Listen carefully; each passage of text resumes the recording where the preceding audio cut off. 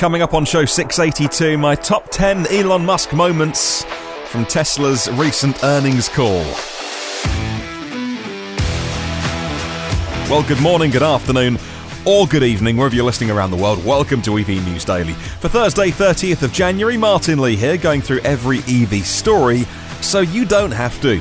Well, thank you to MyEV.com for helping make this show. MyEV are busy organising a big EV meetup called EVs and Tea in Miami on Saturday the 8th. Want to go? You can do. All you have to do is check out the URL evsandtea.com, along with Inside EVs and Evernex and some big EV YouTubers. That's the word I'm looking for. My brain went into slowdown mode there. You can check out, it's at Base Camp in Miami. It looks like it's going to be an amazing event as well. Check out evsandtea.com. So Tesla had their Q4 earnings call from 2019, and there was plenty to report on. The good news being that, according to one metric, Tesla is indeed profitable over the year. There's different financial accounting ways that you can look at it. Look at it one way, they're profitable. Look at it another way, they're not. But anyway, look, that is the financial side. And although I'm kind of interested, it's not the stuff that I really get excited about when you hear, kind of from the horse's mouth, if you like, when you hear Elon and the board talking about, and the senior execs talking about the future of Tesla and the product roadmap and all those kind of things. And so, whilst we are delighted for the financials, and a profitable company means that the people who were maybe on the fence about buying a Tesla and thinking, well, I don't know, they're a new, 10 years old, it's still kind of a new company, and don't want to be left with a 40, 50, 60,000 pound dollar trinket that can't be serviced if they go bust or bankrupt. The more profitable they are, the more those people who are kind of, the lightweight, you and I know they're not going bankrupt, but those kind of the lightweight people kind of go, oh, okay, they're going to be around for the long term, I'll buy one. There's definitely an amount of people, not sure how many, but there's definitely an amount of people who would have been in that camp. So I had to listen through to the call as always, as I always do, sit and listen to it, read the shareholder letter and listen to the investor call, and then try and pick out a few things that I think you might be interested in, the highlights if you like, so you haven't got to listen to the whole thing. And it just worked out that these are the top 10 Elon moments. I won't do it in reverse order, like a countdown, 10 to 1. But number one was definitely his introductory statement that Elon always does on these calls. One of the things that he led with, actually, that he seems really proud of, is that the Tesla production now, their Fremont production facility, is the same as the old Nummi plant that was in its place before they took over, when it was producing over 400,000, just over 400,000 vehicles a year. Well, Tesla are doing that now. And lots of people over the years have used that as a stick with which to hit Tesla with. So we'll say, well, look, when Toyota were giving it a crack, they made more cars than you, and now Tesla are making more cars than when it was its previous incarnation. Expecting to exceed it this year, as they'll be adding the Model Y. Lots of love for the Shanghai plant and the battery production facility in China getting a mention as well. Model Y is in production. That was a new piece of news that sent everyone a little bit loopy. Model Y is already in production, and it's perhaps one of the most efficient, some people saying the most efficient, but one of the most efficient cars on the market, mainstream market at least. 4.1 miles per kilowatt hour, giving it an EPA range of 315 miles. Yes, that's an increase on what it was. The Cybertruck went viral with the window smashing and the styling of it and the whole Mad Max thing going on. And Elon says they've never seen a level of demand like it, making as many of them as they possibly can, and the product is better than people realise. And when you hear Elon Musk say things like this, he can sometimes just say them, people brush over them. But if you really pay attention to what Elon Musk says, when he says the Cybertruck is better than people realise, you can bet there's some really interesting stuff that we don't know about yet. Well, in 2019, they had $1 billion free cash flow, whilst we were building a whole factory in Shanghai, whilst building out a whole Model Y production line in the US. Giga Berlin, Tesla Semi, solar glass roof, Cybertruck, battery improvements, full self-driving, next-gen Roadster. There's 100 times more cars in 2020 than in 2010. And yes, the maths do work out. In 2020, they'll make more than 500,000, more than 500,000 cars, rather than 5,000 cars 10 years on. That's impressive. Take a listen to Elon. At our Fremont factory, we were producing at a rate roughly the same as the Nummi factory did in its record year of 2006. And obviously we expect to exceed that significantly this year. This rate of production was achieved before we even started to produce the Model Y out of Fremont. So there's a lot of potential to go beyond that number. For the Shanghai factory, I'd like to say congratulations again to the team in Shanghai on launching Model 3 last quarter and achieving the first deliveries earlier this year. I'm really excited and optimistic about the potential for the Shanghai factory. I think it's going to be an incredible asset to the company. And we also broke ground on the Model Y factory in Shanghai. So there's a lot of good progress there.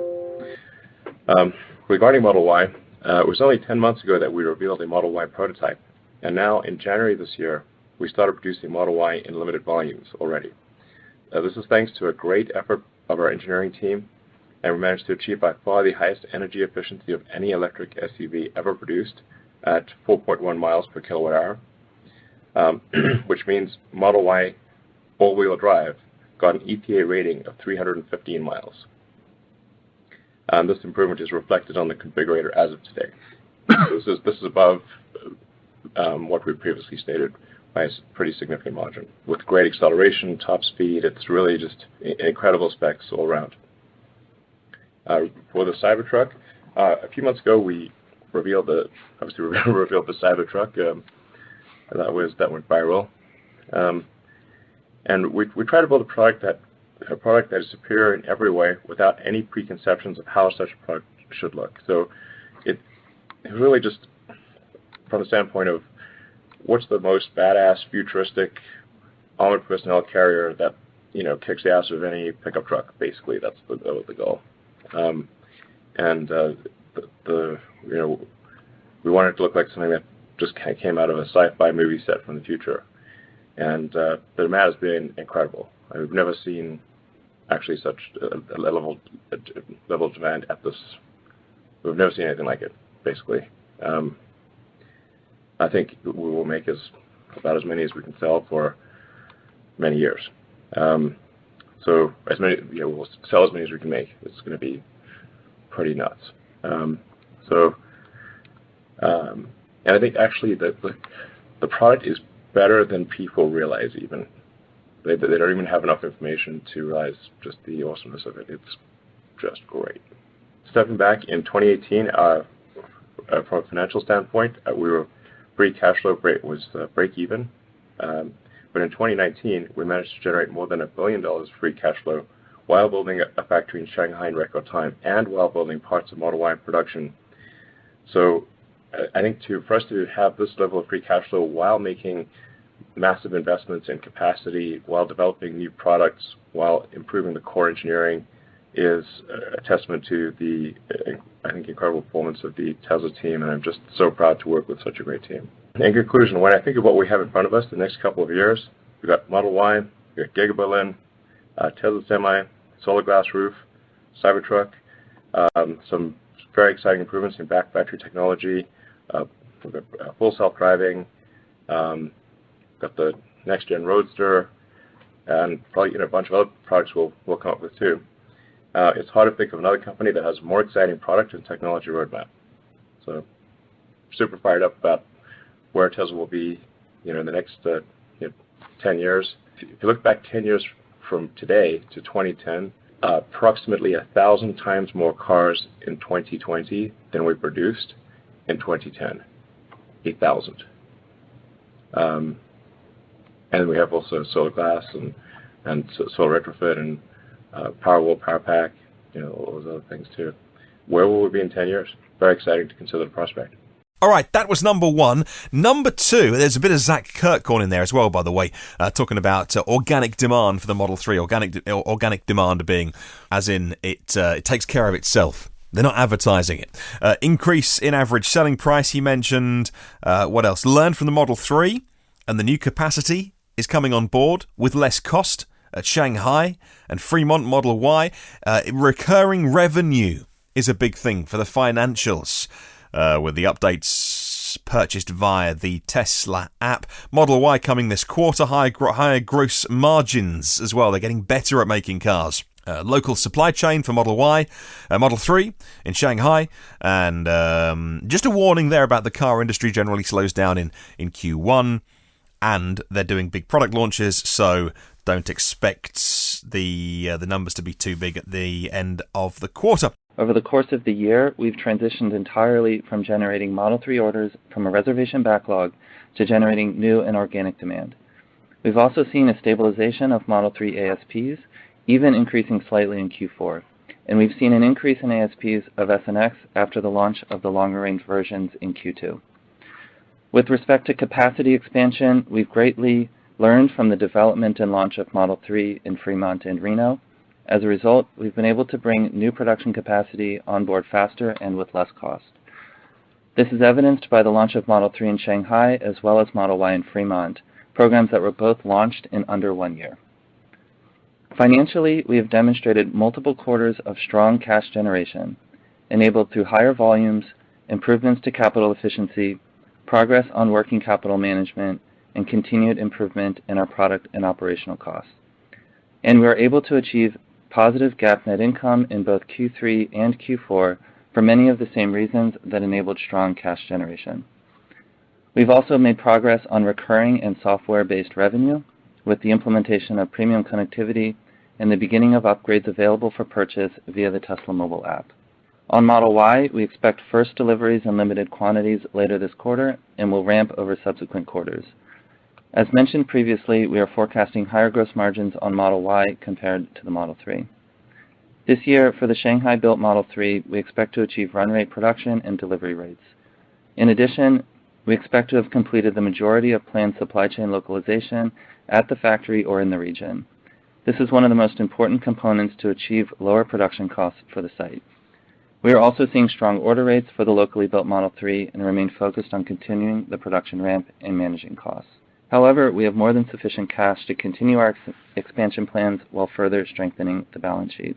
Right, so on to number 2 then. And Elon Musk was talking about car sharing and how the Tesla network will start before autonomy. So the grand vision is that you have a bunch of cars that can drive themselves, that when you're asleep, your car takes itself off and earns money and pays for itself. The Tesla network, though, Elon admitted that it could launch before autonomy is ready. In other words, a network of cars but with human drivers, you, if you own one, as a way of your car earning more money. Yes, Uber and Lyft are very worried about this. And I don't know about you, but if I had the option of calling a car to take me somewhere, and I had the Uber app and the Lyft app and the Tesla network app, which one do you think I'd use? And I imagine you would do the same thing. You want to ride in the back of a nice EV. You know it's going to be a nice Tesla. You're probably going to get someone who is passionate about electric cars. Admittedly, that'll change as EVs become more mainstream and more people just buy them just because they're cars, and that's good. We want that, but there'll be less kind of geekiness and nerdiness around owning a Tesla. But you'd still want to have a chat, if you want to have a chat to the driver about their car. This is interesting. Here's number 2. Because the car sharing can be done before full self-driving is approved by regulators. So it's probably something that we would enable before the full sort of robotaxi fleet is enabled. All right, let's move on to number 3. And in Tesla insurance is going to be a major product for Tesla, and this is why. So I think insurance is going to be, I think, quite a major product of Tesla over time. The amount of money that people spend on car insurance is like a remarkably big percentage of the cost of a car. Like you can lease a Model 3 right now for $400 a month, but a typical owner in California will be paying, it's somewhere between $100 and $200 a month in insurance. So we're talking about something which is maybe a quarter to half of the cost of the lease of the car is insurance. Okay, number 4. This is why Tesla needs to build more gigafactories and make the cars closer to where you are. Rather than one factory in California making cars, even like a mega factory that was making 1 million cars a year in California, why it doesn't make sense, why it does make sense to have gigafactories all over the world, at least one on every continent, because you make the cars close to where the customers are. And this is 4 out of 10 on our top 10 Elon moments. There's a pretty big fundamental efficiency gain that Tesla has by just making cars, especially the affordable cars, the 3 and the Y, at least on the continent where the customers are. It kind of makes sense. It's like what we're doing or have been doing in the past was really pretty silly in making cars in California and then shipping them halfway around the world to Asia and Europe. And this created a lot of cost because you've got to ship those cars, so you've got a lot of finished goods sitting on the water or waiting at the port or going through customs. You've got tariffs, transport. And then the factory complexity in California is very high because you've got different regulatory requirements in China, North America, and Europe. So we've got 3 different types of cars that are being built. It's very complex, and just having a factory in China, a factory in California, a factory in China, a factory in North America, a factory in Europe, just that alone is a massive improvement in our fundamental operating efficiency. Okay, on to Elon clip number 5, and here he is talking about the battery cell technology. Now, you have cells going into modules, going into battery packs, and at very basic cell level, each individual cell inside a Tesla, if you didn't know, is basically like a big AA battery. They put them in laptop batteries, and it's why they used them in the very first Teslas, because they were the technology available at the time. It kind of works out that over the years they've been proven right for many other reasons to do with chemistry and energy density and thermal management and all those kind of. However, the form factor of the Model S and the Model X are the 18650 cells, and then which is 18 millimeters by 65. Yes, and then 2170s. I was making sure that my brain was working then. 21 millimeters by 70. It should be 21700s, but if you wondered why we call them different things, 18650s were the original ones. 2170s are what they put inside Model 3s and Model Ys. Now, Panasonic have been making a lot of these 18650 batteries cells for a very long time. They're very good at making them. And somebody asked them, when are you going to move the Model S and the Model X onto the new cells? And one of the things that I forget as well, and I'm guilty as anyone of forgetting this, the 18650 is just a form factor. It's just the package. It's just the wrapper. And as Elon pointed out, and was very patient with this somewhat dumb question, the battery chemistry has been changing and evolving over the years. So yes, the Model S and the X still use the old form factor of a smaller cell size, but what's inside them is very different. And I must admit, I'd sometimes talk about, when are they going to upgrade to the new ones? And actually, if they're very good at making the old ones, as it were, the existing ones, why change? Here's Elon top 10 number 5. Sure. Well, actually, the core chemistry inside the 18650 cell has improved many times over the years. So it's really just a form factor as opposed to a core technology. So it's, I think we're pretty happy with where the energy content of the cell and the improvements in efficiency of the vehicle. We're rapidly approaching a 400-mile range for the Model S. This is it won't be long before Model S has a 400-mile range. All right, so we're going to get to the business end of the call when Elon loosened up, or rather, loose cannon Elon starts to come out of the house, because until now he's been quite restrained. But when he is on these calls, when he's relaxed, he does start to. I just think that's kind of his more natural personality. When you hear him in laid-back interviews, he starts to kind of speculate and he starts to let things slip. He can't resist. Cybertruck gets a mention next, and he says, this is where it starts to get interesting, they have way too much demand for Cybertruck than they can possibly fulfill. They want to increase the battery production capacity because it's fundamental. Elon keeps dropping hints about this. There's going to be some big battery news coming in April, at what they're calling Battery Day. He keeps talking about how the fact that if you can't make enough batteries and cells, you can't make everything that comes off of them, the cars and the power walls and the power packs. Now, he mentions 2,000 gigawatt hours of production a year. Now that's a lot. Elon tweeted in April last year that 35, not 2,000, 35 gigawatt hours was the theoretical capacity of the Nevada plant, and they're only at 2/3 of that. Well, they were as of last year. In May 2016, at the annual shareholder meeting, Elon actually predicted it would operate at 150 gigawatt hours per year, so it's nowhere near that. His prediction only 3-4 years ago was 150, and it didn't match any more than kind of 25, I'm guessing. Low 20s is safe to say. And now he's talking about 2,000 gigawatt hours per year. This is where some people, he throws the big numbers out there, and it's where some people don't tend to get on board with that. Here he is.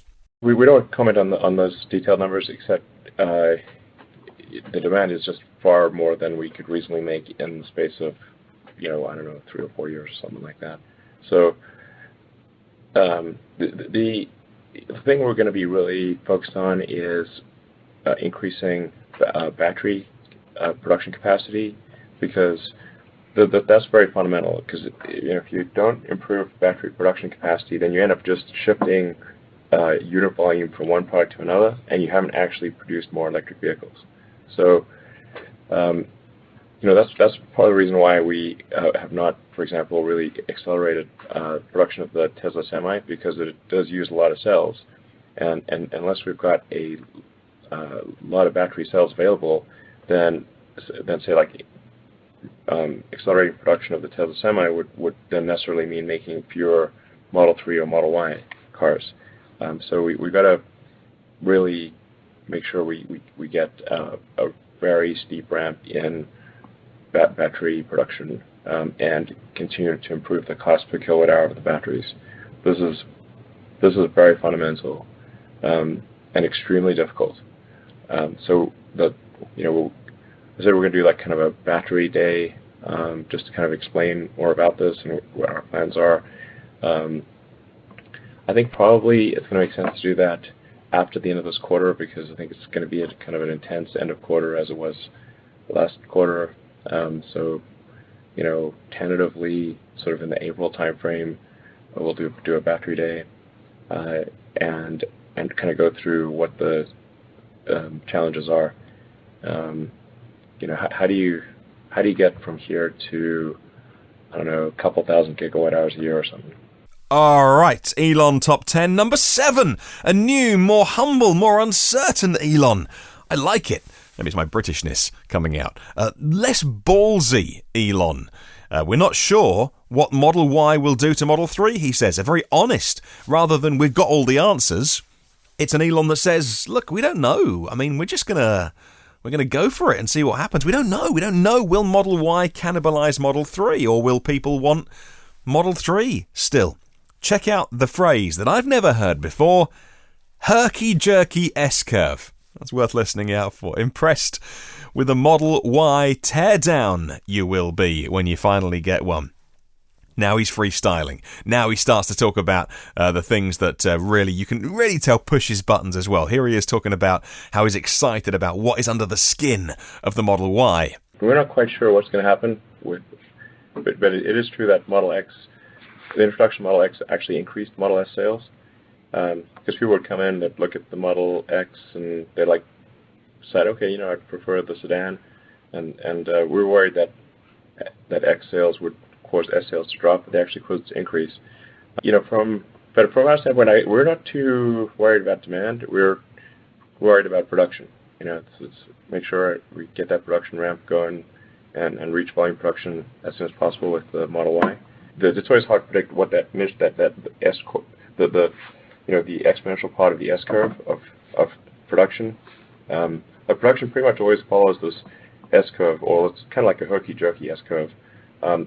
And it's easy to predict what it's going to be like in the beginning because it's slow, and it's easy to predict what it's going to be like at the end. But that intermediate portion of the S curve is very difficult to predict.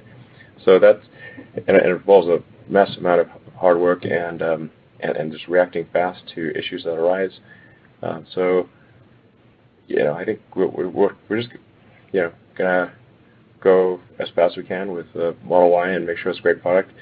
I think there are some things that will differentiate it, but not something we want to talk about on this call. And I think so.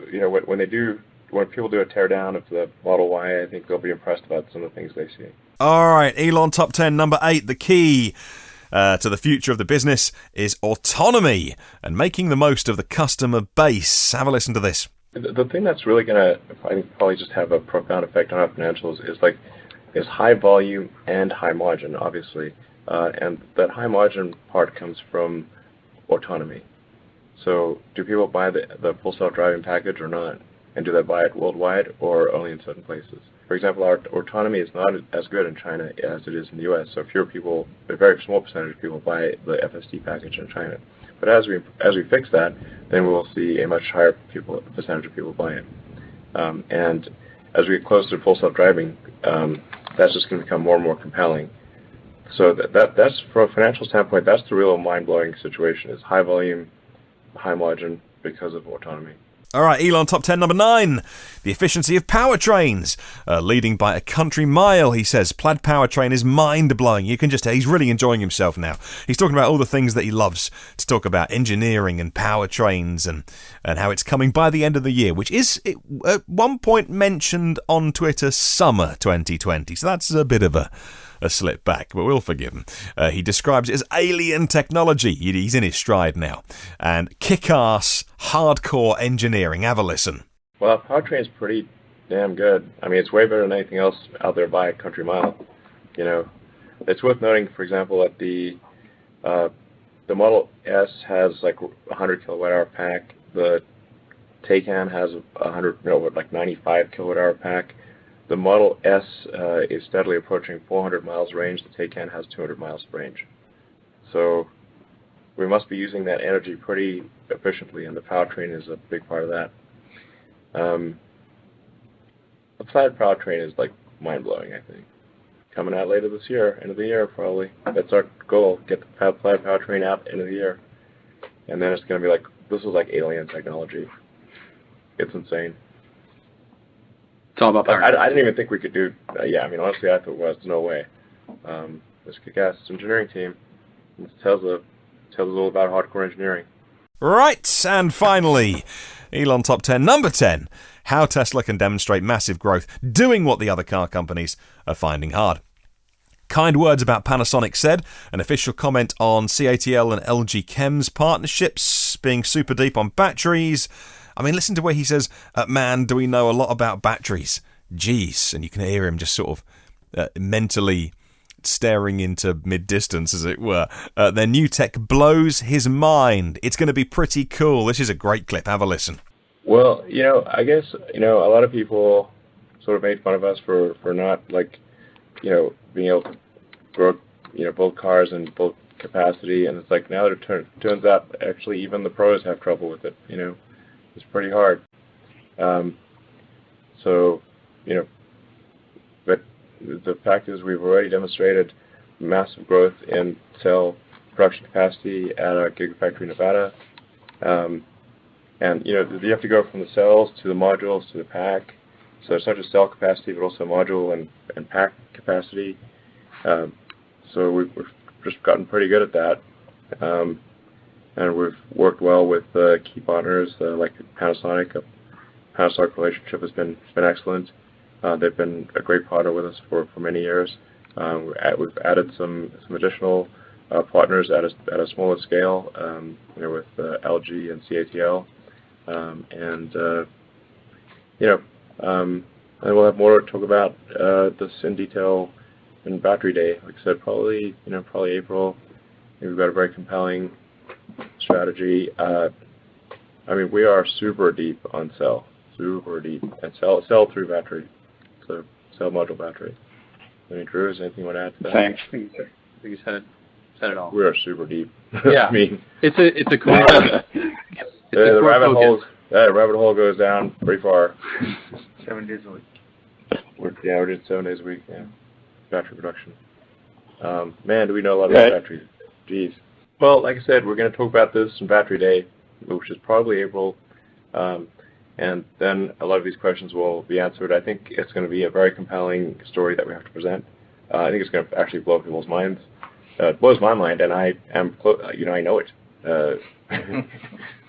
So, think it's going to be pretty cool. So what do you reckon about what's been going on with that and the news and the Model Y and the share price and Elon, all those things? You can always get involved with the show. Email hello@evnewsdaily.com. Leave me a comment on anything that we talk about, including our question of the week. We're asking you for your feedback on the podcast this week. What can I do differently? Something new? Stop doing something to make this show better for you in 2020? Again, same contact details. Thank you to 231 patrons of the show that fund this podcast. Premium partners, Phil Roberts, putting in those big solar installations in the UK with Electric Future. Brad Crosby is supporting the show, and Avid Technology as well. If you can leave a little review in the meantime on Apple Podcast, it really means a lot. It helps me grow the show if you can do that, but no worries. If not, in the meantime, come and say hi on social. Search EV News Daily. Have a wonderful day. I'll catch you tomorrow. And remember, there's no such thing as a self-charging hybrid.